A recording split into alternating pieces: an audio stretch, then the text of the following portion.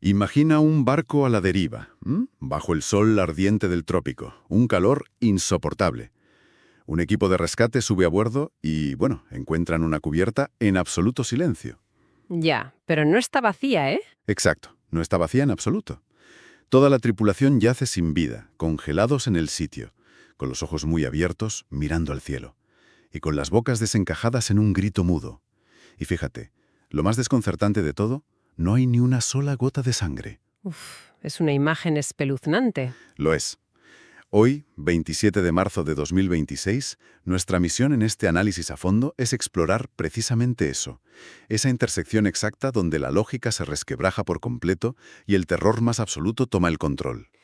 Y a ver, tenemos sobre la mesa una pila de fuentes fascinante para hacer esto. Sí, desde extractos de libros sobre enigmas históricos hasta análisis mediáticos, pasando por expedientes policiales e investigaciones sobre fraudes paranormales. Es un territorio muy oscuro. Es un territorio oscuro, sí, pero creo que para comprender estos misterios, primero es indispensable entender nuestra propia mente. O sea, la sociedad humana tiene una fascinación casi, no sé, clínica por lo macabro y lo inexplicable. Es como si necesitáramos asomarnos al abismo de vez en cuando. Totalmente de acuerdo. Y de hecho, esa fascinación se manifiesta de varias formas, ¿eh? Los análisis mediáticos que revisamos hoy lo ilustran a la perfección. Porque, por un lado, nos obsesiona el terror real, el mal tangible, ¿verdad? Claro, el que tiene nombres y apellidos. Eso es. Las fuentes señalan casos trágicos y, bueno, profundamente dolorosos, que literalmente paralizan a países enteros. El análisis menciona, por ejemplo, el crimen de Alcácer, aquí en España, en 1993. Ya, un suceso que marcó a toda una generación. Absolutamente. El hallazgo casual de las jóvenes Miriam, Toñi y Desiree por unos apicultores, sumado a la fuga de Antonio Ángeles.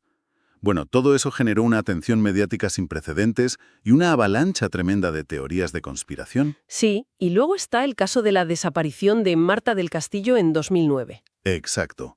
Que provocó una movilización social masiva. Los datos hablan de unas 470.000 personas coordinándose a través de la antigua red social Twenty, ¿te acuerdas? Madre mía, 20, sí. Fue un fenómeno social enorme. Y a pesar de las múltiples confesiones de Miguel Carcaño, el cuerpo sigue sin aparecer.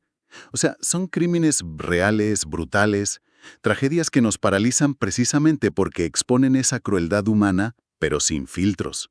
Es el terror real. Claro. Ese es el mal, documentado, la brutalidad que tiene un origen humano muy claro. Pero existe otro fenómeno psicológico igual de interesante. Cuando la realidad no nos proporciona suficientes monstruos, el ser humano los fabrica. Sí. Necesitamos etiquetar el miedo para sentir que lo controlamos de alguna manera. Exactamente. En los documentos vemos cómo se construye el terror desde la ficción pura y dura. Un ejemplo clásico que mencionan las fuentes es el famoso experimento Filadelfia. Ah, claro, la historia del destructor de la Segunda Guerra Mundial, los de metal del barco. Una locura. Una locura total, sí. Sin embargo, la ciencia ha desmontado la viabilidad de esto 1000 veces. Y el golpe definitivo se lo dio un grupo de exmarines del propio barco que desmintieron rotundamente que jamás ocurriera algo así. Es como si necesitáramos adjudicar poderes mágicos a entidades opacas como el gobierno o el ejército, solo para dar sentido a lo caótico que es el mundo. Y a ver, esa misma necesidad alimenta toda la industria del terror sobrenatural. El caso de los demonólogos Ed y Lorraine Warren es de manual. Uy, los Warren. Construyeron un imperio entero afirmando haber investigado miles de casos de posesiones demoníacas. Pero luego rascas un poco. ¿Y te encuentras con otra historia? Claro. Organizaciones como la Sociedad de Escépticos de Nueva Inglaterra, con Steve Novella y Perry De Angelis a la cabeza, investigaron a fondo a la pareja. Y su conclusión fue que carecían de cualquier rigor científico. Es que llegaron a inspeccionar su célebre Museo del Ocultismo y lo describieron textualmente como basura de rebajas de Halloween. Tal cual. Incluso Gerald Brittle, el autor que al principio escribió libros alabando todo su trabajo, acabó demandándolos. Sus propios abogados dijeron que las historias de las Warren formaban parte de un extenso patrón de engaño. Vaya. Así que, recapitulando, tenemos dos extremos muy claros en nuestra forma de procesar el miedo. Por un lado, la crueldad humana real, como hemos visto en los crímenes, y por otro, la charlatanería y el mito fabricado para rentabilizar nuestra necesidad de misterio, como los Warren. Exacto. Vale, vamos a desgranar esto. porque esto nos lleva al núcleo de nuestra inmersión de hoy. La gran pregunta: ¿qué sucede cuando nos topamos con algo que no encaja en ninguna de estas dos categorías? Cuando es real, pero inexplicable. Eso es, un suceso innegablemente real, sólidamente documentado, pero que desafía toda explicación racional y científica. Nos vamos a centrar hoy en dos anomalías absolutas: la leyenda marítima del SS Orang Medan y la aterradora desaparición moderna de Lars Mittank. Pues si te parece, empecemos adentrándonos en las aguas del Estrecho de Malaca. Adelante. Los registros históricos sitúan los eventos en junio de 1947, o bueno, quizá a principios del 48. Es una de las rutas comerciales más transitadas del mundo, ahí entre Sumatra y la península malaya. Sí, un entorno además sofocante, con un calor tropical asfixiante. Y en ese contexto tan rutinario de navegación, un buque estadounidense, el Silver Star, capta una señal de socorro en código Morse. Una señal que rompe cualquier protocolo naval. Totalmente fragmentada. Y la transcripción de ese mensaje, sigue siendo hoy uno de los textos más perturbadores de los archivos marítimos. Decía, y cito textualmente de los registros: SOS de Orang Medan. Flotamos. Todos los oficiales, incluido el capitán, muertos en la sala de mapas y en el puente. Probablemente toda la tripulación muerta. Madre mía. Y después de eso, el operador del Silver Star cuenta que solo recibe una ráfaga de puntos y rayas incomprensibles. Un caos estático. Ajá. Y entonces, tras un largo silencio, llegan dos últimas palabras: me muero. Y la señal desaparece por completo.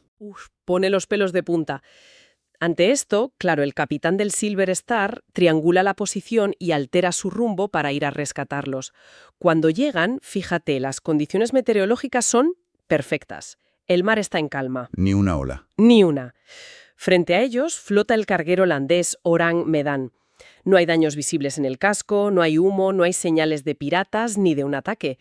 Pero el barco está a la deriva, en completo silencio. Y es al subir a la cubierta cuando la cosa pasa de ser una emergencia marítima a algo sacado de una película de terror. Como si alguien le hubiera pulsado el botón de pausa justo en el momento del susto final. Qué buena analogía, es que es tal cual. Porque el equipo de abordaje no encuentra un motín, ni, como decíamos antes, una sola gota de sangre. Encuentran a toda la tripulación convertida en estatuas de sal. Todos muertos, pero con los rostros congelados en un rictus de terror indescriptible. Es que las descripciones que dejaron los rescatistas son muy clínicas y por eso mismo son tan aterradoras. Los cuerpos estaban rígidos, con los ojos desorbitados, mirando fijamente al cielo o al vacío. Sí. Tenían las bocas abiertas al máximo, exhalando un grito agónico.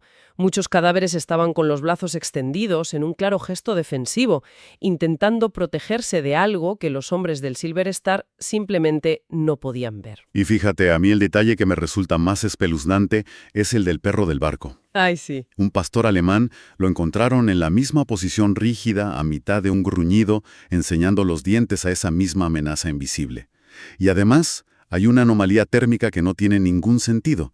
A pesar de estar en el trópico, rozando los 40 grados bajo un sol abrasador, el equipo de rescate relató haber sentido un frío antinatural y penetrante al bajar a las entrañas del barco. Un frío que calaba los huesos, sí.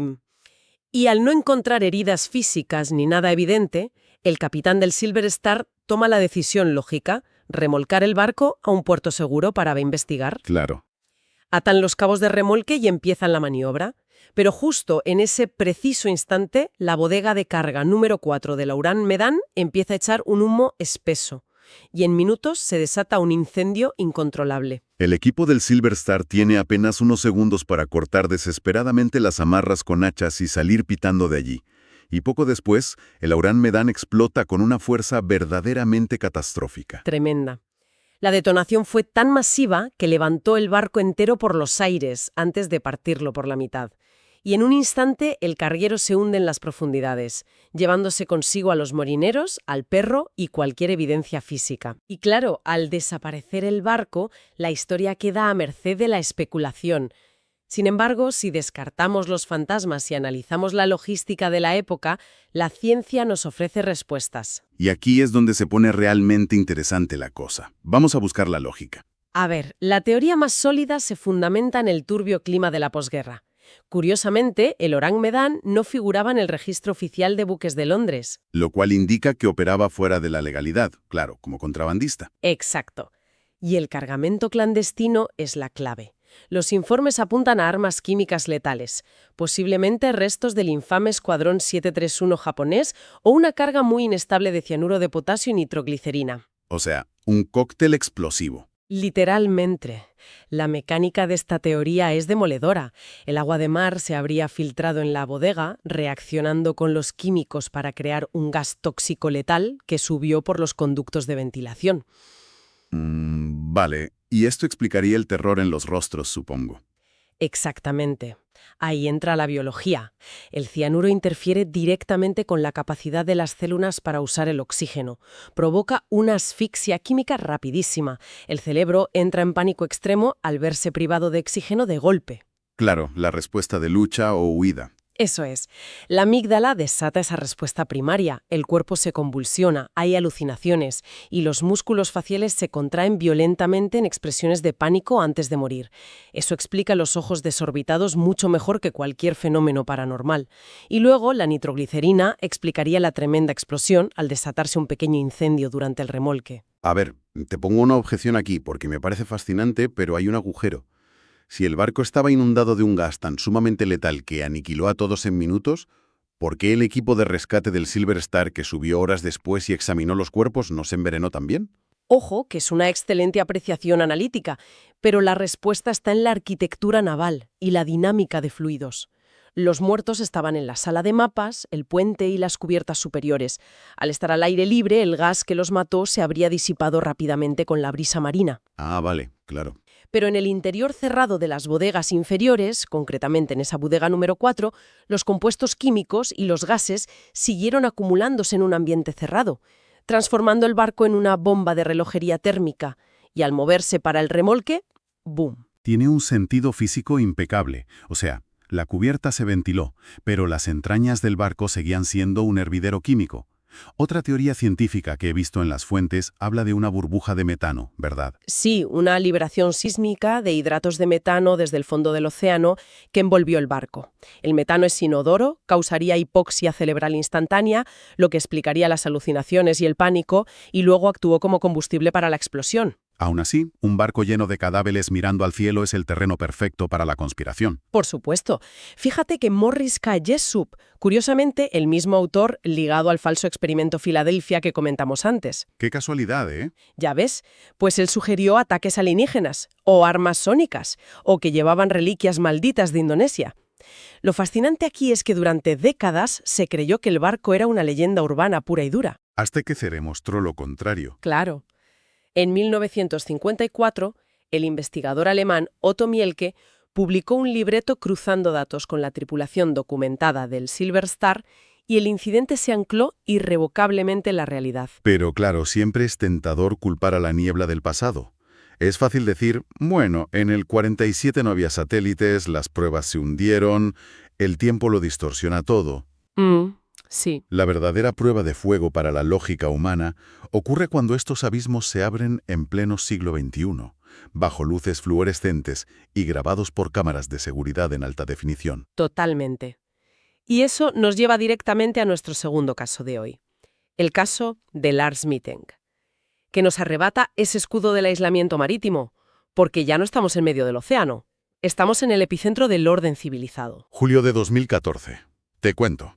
Lars Mittank, un joven alemán de 28 años, con una vida completamente normal. Viaja a Varna, en Bulgaria, de vacaciones con unos amigos. Típico viaje de playa. Pero un incidente absurdo en un bar cambia todo. Una discusión por fútbol, él llevaba la camiseta del Werder Bremen y se cruzó con unos del Bayern de Múnich. Una tontería, vaya. Una pelea breve, pero Lars sufre una lesión crítica, un tímpano perforado. Y ese diagnóstico médico es el catalizador de todo. Por la perforación no puede volar, porque la presión de la cabina le reventaría el oído. Sus amigos se vuelven a Alemania y él se queda solo en un hotel económico en Varna. Solo le recetan un antibiótico, Cefurosima 500. Y a partir de ahí, el descenso a la paranoia es brutal. Llama a su madre Sandra de madrugada, susurrando, aterrorizado, diciendo que 4 hombres lo persiguen y rogándole que bloquee sus tarjetas de crédito. y le manda mensajes compulsivos preguntando por el antibiótico. Huye del hotel en plena noche. Pero al amanecer consigue llegar al aeropuerto de Varna, un lugar seguro, lleno de cámaras. Entra en la consulta del médico del aeropuerto, el doctor Kostov, para que le autorice a viajar en tren u autobús. Y el doctor dice que estaba nervioso pero controlado, hasta que ocurre el detonante. Un simple trabajador de la construcción del aeropuerto entra por error en la consulta. Y para Lars, en su estado de paranoia, ese hombre es la confirmación de todos sus delirios. Exacto. Se levanta y grita: «No quiero morir aquí. Tengo que salir de aquí». Y ahí empieza el vídeo viral. 54 segundos de cámaras de seguridad sobrecogedores. Lars deja atrás su maleta, su pasaporte, su móvil. Toda su identidad se queda en esa silla. Y corre. Pero corre como si el mismísimo diablo lo persiguiera. Sale de la terminal, salta una valla de alambre de púas de 2,5 metros, con una agilidad casi animal, y desaparece en un inmenso campo de girasoles. Y jamás se le vuelve a ver. Ni un rastro en más de una década. Entonces, ¿qué significa todo esto? ¿Cómo pasas de unas vacaciones a correr hacia la nada? Si conectamos esto con el panorama general, las investigaciones plantean 3 líneas. La primera, la navaja de Occam. Una psicosis inducida o trauma craneal. El golpe en el oído, más la falta de sueño, el estrés y quizá una reacción adversa al antibiótico. Un brote psicótico agudo, vamos. Exactamente. El cerebro sufrió un fallo crítico y entró en modo supervivencia primaria. Huyó al bosque y sucumbió a los elementos. La segunda teoría es que fue una mula de drogas involuntaria, que le obligaron a tragar drogas y el pánico a ser descubierto por el médico lo hizo huir. A ver, ahí te pongo otra objeción. Esa teoría se desmorona lógicamente. Si llevaba drogas en la maleta, ¿por qué la deja en las manos del médico y de la seguridad del aeropuerto? Es entregar la prueba. Ya es absurdo. Y si las llevaba en el estómago, correr a un bosque aislado es una sentencia de muerte asegurada. El grito de «no quiero morir aquí» refleja un terror visceral, irracional, no el cálculo de un contrabandista. Esto refuerza muchísimo la idea del brote psicótico. Totalmente de acuerdo. La tercera opción es el crimen organizado. Varna tiene mafias y quizá la persecución era real y justificada. Pero lo que explica por qué este caso nos aterra tanto no es solo el misterio, sino el impacto cultural. Es el valle inquietante de la realidad.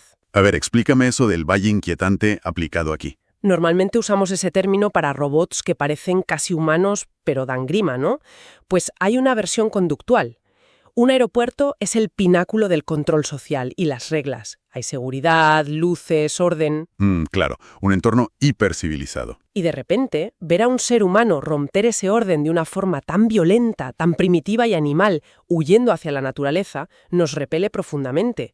Nos recuerda que la civilización es una capa muy fina. Qué gran reflexión. Y eso enlaza todas las fuentes de hoy. El ser humano necesita respuestas. Inventamos fantasmas o experimentos gubernamentales para dar sentido al mundo. Pero casos como el Orang Medan o el de Lars Mittank duelen porque nos niegan esa catarsis. Nos niegan el cierre, sí. Nos dejan solo con rostros congelados por el terror y un campo de girasoles vacío. Y esto plantea una pregunta importante para quienes nos escuchan, una reflexión final. ¿Qué pasaría si la amenaza más aterradora en ambos casos no vino del cielo, ni del agua, ni de mafias búlgaras? ¿Qué pasa si el verdadero abismo insondable es la extrema fragilidad del cerebro humano? Un cerebro capaz de crear un infierno tan real dentro de nuestra cabeza que el cuerpo literalmente prefiere detener su propio corazón de terror o saltar una valla de púas hacia el olvido antes que seguir soportándolo. Es que el abismo más profundo está dentro de nosotros mismos.